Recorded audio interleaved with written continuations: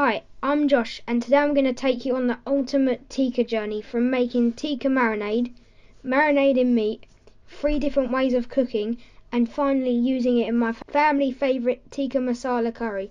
I'll show you how to cook chicken tikka in an oven, on the barbecue, and in the tandoor oven I built for under £50. I'll show you how to make both natural and more traditional bright red tikka masala paste from scratch. I've bookmarked all the sections in this video in the description in case you want to skip anything. I hope it helps. Before I start, please take a second to like and subscribe. Your support means the world to me and helps me keep making more videos for you all. Thank you. To make enough tikka masala paste to coat 1 kilogram of meat or 8 portions of tikka masala base, you will need 500 milliliters of plain yogurt, 2 teaspoons of Patak's tandoori paste, 2 teaspoons of Patak's tikka paste, 1 teaspoon of Patak's Kashmiri paste, half a teaspoon of mint sauce, 1 lemon, the juice only. Add the yogurt to a bowl and combine the tandoori paste, tikka paste, Kashmiri paste, mint sauce and lemon juice.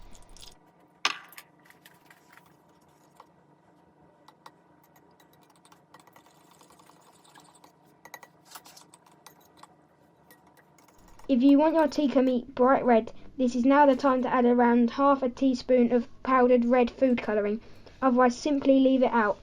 It's purely visual and doesn't change the taste one bit.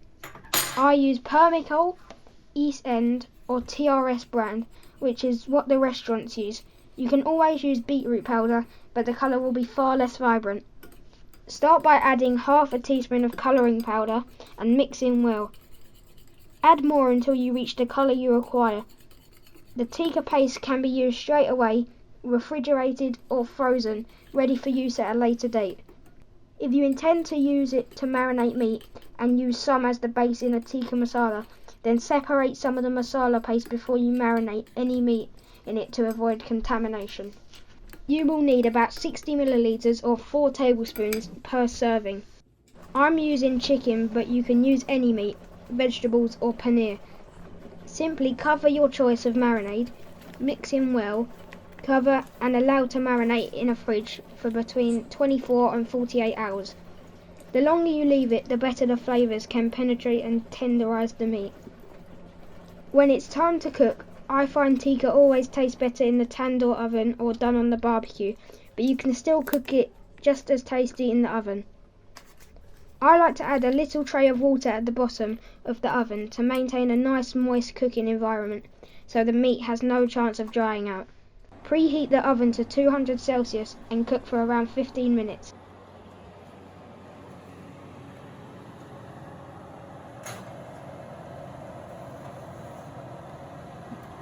If you have skewers, place the meat or vegetable chunks carefully onto them and place over an oven tray. This helps massively with washing up as nothing sticks.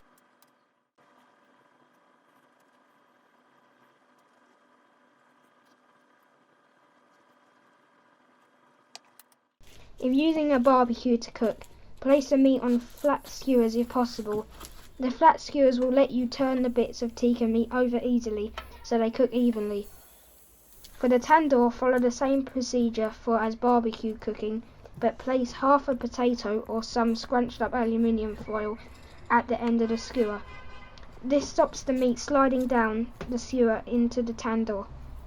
If you're using a tandoor, I recommend using gloves as it can get very hot. Mine maxes out around 600 degrees Celsius.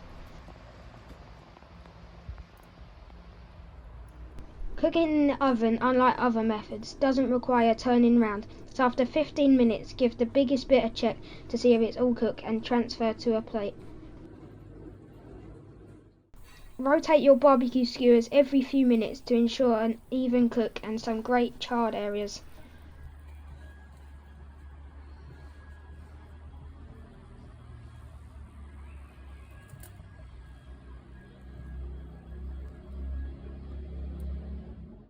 If you are using a tandoor, the skewers can just be turned every now and then if needed The heat, unlike the barbecue, is direct on all sides. There is no need to keep turning unless you want to. Depending on the heat of your barbecue or tandoor, chicken can be cooked in under 8 minutes, so remove the skewers and check the largest piece. Once done, remove to allow the meat to relax for a few minutes. Once your barbecue or tandoor meat is cooked and rested, remove from the skewer by pulling each bit slightly back to loosen it before pushing it off the end. If you are not eating immediately, allow to cool slightly, cover and refrigerate or vacuum pack for later use and freeze. That's it! Your tikka is now perfectly juicy and flavoured and ready to eat with some warm garlic butter naans, dipped in my yogurt and mint raita, or dropped into my family favourite tikka masala. Coming up next, you'll need 3 tablespoons of oil, 1 teaspoon of tomato paste, half a teaspoon of fenugreek leaves or kasuri methi, 250 millilitres of curry base, 3 tablespoons of coconut powder, 2 tablespoons of almonds ground, 4 tablespoons of red masala paste, 1.5 tablespoons of sugar, 6 to 8 pieces of meat, vegetable, paneer or tofu, and 75 millilitres of single cream. You can always add more fenugreek and some chilli powder if you like your tikka a little spicier, but this is a great all-round family-friendly recipe. Heat the pan on medium, then add the oil, tomato paste and fenugreek leaves. Stir them together for a minute to release the flavours.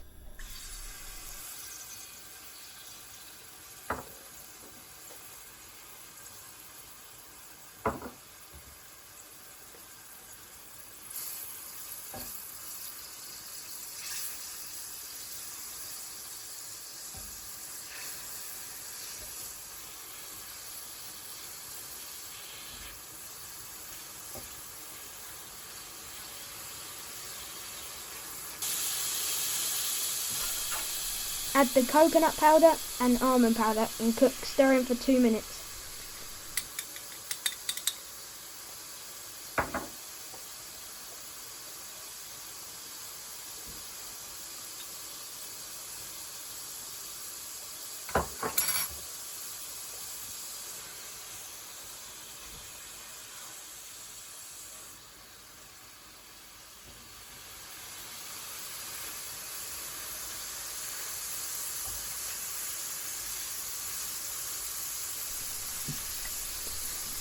If it starts to look a little dry, add some base gravy.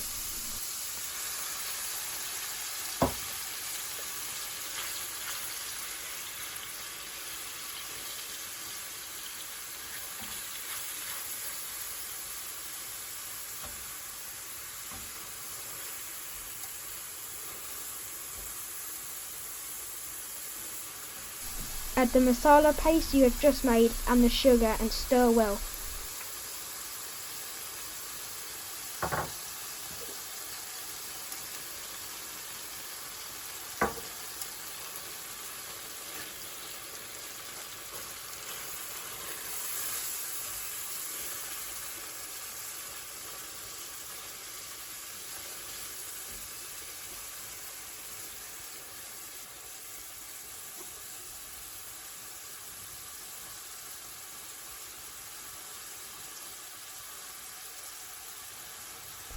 Finally, add the curry base,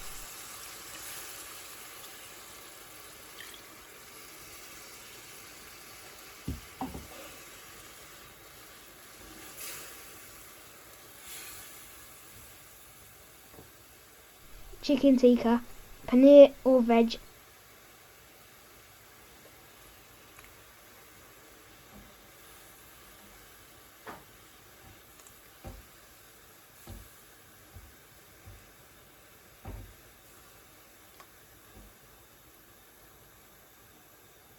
and the cream.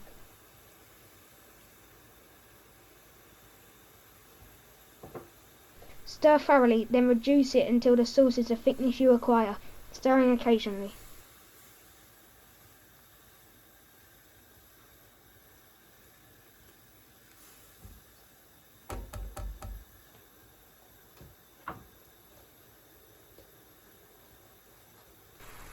You'll find links to all these dishes and many more, along with my how to create a tandoor oven at home for under £50 video in the description below, and on my website at thecurrykid.co.uk.